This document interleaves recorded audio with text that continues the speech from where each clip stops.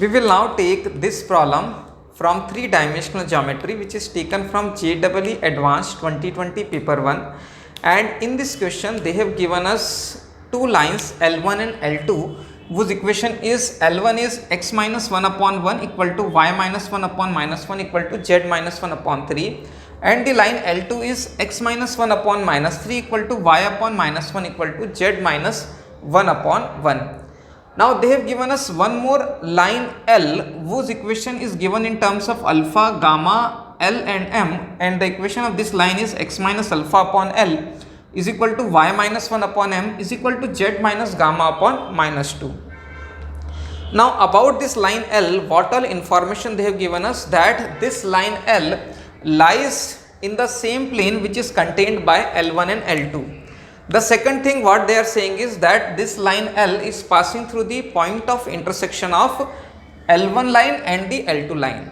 And the third information what they are saying is that this line L is bisecting the acute angle between the lines L1 and L2. Now based on all this information, they want us which of these options are the correct answers.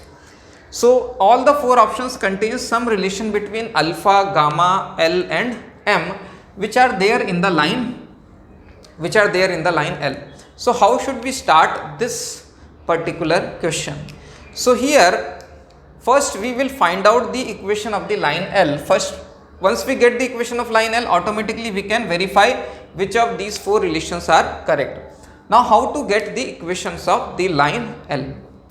Now to get any line we will need two information. One is the point through which the line is passing, and second is a direction vector along that particular line. Once we get these two information, we can get the equation of the line L. Now which point this line L is passing through? To answer this question, what we can do is we can solve the line L1 and L2, because we have been given that line L is passing through the point of intersection of L1 and L2. So we will first find out what would be the point of intersection of the line L1 and the line L2. But here the question makes our work very easy, in the sense that he has given us the point on the line L1 as 1, 0, 1, and the same point is there on the line L2. What does this mean? That this point is the point of intersection of L1 and L2. So obviously our line L is also passing through this point. So the first thing is we get to know that the line L is passing through this point. So that makes our thing very simple. Second thing what we need is we need to find out a direction vector along the line L. So how will we find out that direction vector? For this they have said that this line L is bisecting the acute angle between L1 and L2. Now we know that if we have been given two vectors and if we have to find out the direction of the vector which is along the angle bisector of these two vectors, what we can do is we will first make the magnitude of both the vectors same, and then we can add the vectors. That means if we add the unit vector along the two vectors, we can find out the direction vector of their angle bisector. So same thing we will do here, but here that angle can be the acute angle bisector as well as obtuse angle bisector. Now how will you verify that it is the acute angle bisector?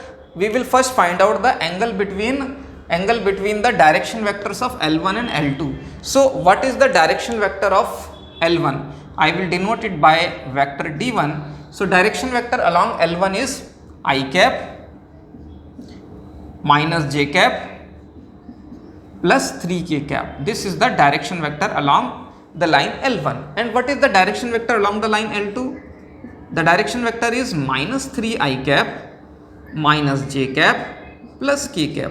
So vector D1 and vector D2 are the direction vectors along the line L1 and line L2. So what is the value of D1 vector dot D2 vector? You can see D1 vector dot D2 vector is minus 3 plus 1 plus 3, which is equal to 1, which is a positive number. That means the vector which is obtained by adding the vectors D1 and D2 keeping their magnitude same will be the acute angle bisector only.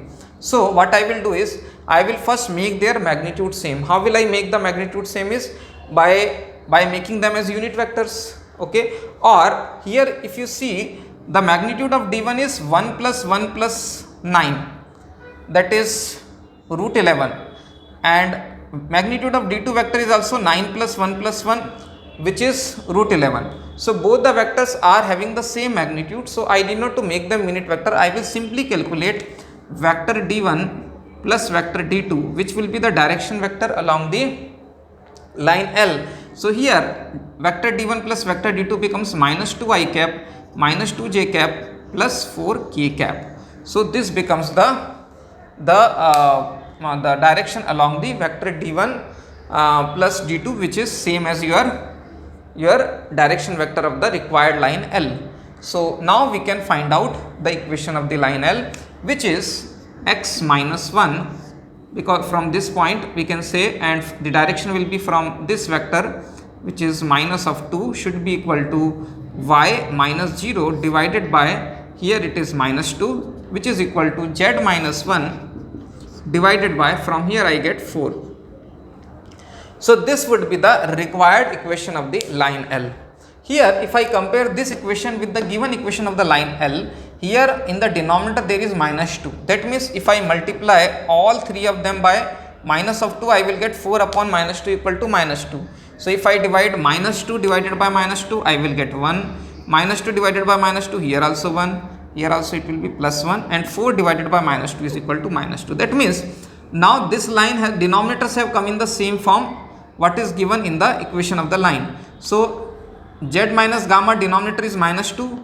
So this L should be equal to 1 and M should be equal to 1. So the first thing what we got is about L and M, as L and M both are equal to 1. Now we need to get alpha and gamma relation also. So to find it out, what we can do is, since there is a point alpha comma 1 comma gamma, this point lies on this line, that means it will satisfy the equation of our line L. This is our line L equation, so which will this point will definitely satisfy the equation of this line. So I can put x is equal to alpha, so this becomes alpha minus 1 upon 1, which should be equal to y equal to 1, so this will be 1 minus 0 upon 1 should be equal to z equal to gamma. If I put, I will get gamma minus 1 upon minus of 2. Now you can simplify this, you will get alpha minus 1 equal to 1, which gives me alpha is equal to 2, and gamma minus 1 upon minus 2 equal to 1 means gamma minus 1 equal to minus 2, that means gamma is equal to minus 1. So what we get is, we get all the 4 values which are required in the 4 options. So this is alpha and gamma, and this is L and M. All the values we get by comparing, we can find out the required correct options.